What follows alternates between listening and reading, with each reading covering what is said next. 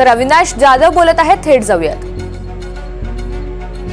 मुंबई बसेल एवढी मोठी ही शहरं झालेली आहेत, परंतु प्रशासनाचं याच्याकडे लक्ष नाही. आणि जर तुम्ही ते नाही केलं तर अशा घटना रोज घडत राहणार. रोज आज तुम्ही सगळे इथे आलात कारण 10 लोकांचा अपघात झाला आहे, तर 1-2 लोक रोज पडत असतात. सर, आपण जर बघितलं तर 5वी 6वी लाईन केली आहे, मात्र त्याचाही काही फारसा उपयोग झालेला पाहायला मिळत नाहीये. नेमकं काय? मी पुन्हा सांगतो, 5वी 6वी लाईन होऊन नाही, स्टेशन्स मोठे करणं गरजेचं आहे. म्हणजे ठाणा स्टेशन आहे, त्याला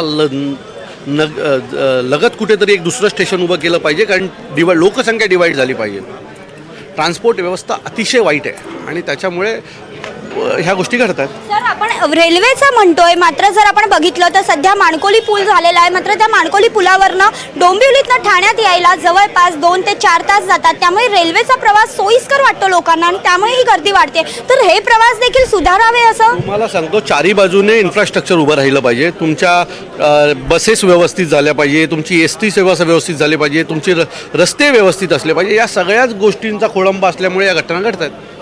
सर, तुम्ही मागे एकदा आंदोलन केलं होतं, तिथे प्लॅटफॉर्मला पत्रे देखील नव्हते, त्यावेळेला त्याच्यानंतर पत्रे लावण्यात आले. काय त्यावेळेला काय झालं होतं? आम्हाला एका महिलेनी मला फोन केला होता, माझ्या फेसबुकला कमेंट केली होती आणि म्हणून मी ते पाहायला गेलो होतो. तर त्या महिलेनी असं म्हटलं होतं, त्यानंतर मी त्यांच्याशी बोलल्याच्या नंतर, की भर पावसात एक तर छत्री उघडू शकत नाही कारण एवढी गर्दी असते. छत्री पकडायची का ट्रेन पकडायची हा प्रश्न असतो.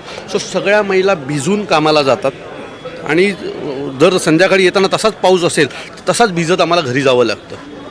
सो म्हणून मी तिथे गेलो होतो आणि मग आम्ही आमच्या पद्धतीने सांगितल्याच्यानंतर 8 दिवसांनी ते पत्रे लागले. आज किमान त्या महिलांना उभे राहताना वरती छत आहे पावसाळ्यात. आज रेल्वे प्रशासनाला जाग आलेली आहे आणि आता आत्ताच स्वप्नील नीला जनसंपर्क अधिकारी यांची पत्रकार परिषद झाली. त्याच्यात त्यांनी असं म्हटलंय की आम्ही आता दारं लावणार आहोत. तर दारं लावणं हा एक मार्ग योग्य वाटतो? काय हा पर्याय आहे का दारं लावणं? दारं लावून काय 1-1 तास तुम्ही तिथे उभे राहणार आहात का दरवाजे बंद करायला? लोक ऐकणार आहेत का?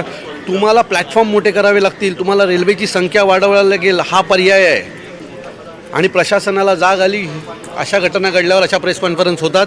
8 दिवसांनी विसरलं जाईल. मी तुम्हाला चॅलेंज करतो की 1 वर्षाने देखील दरवाजा लागणार नाही.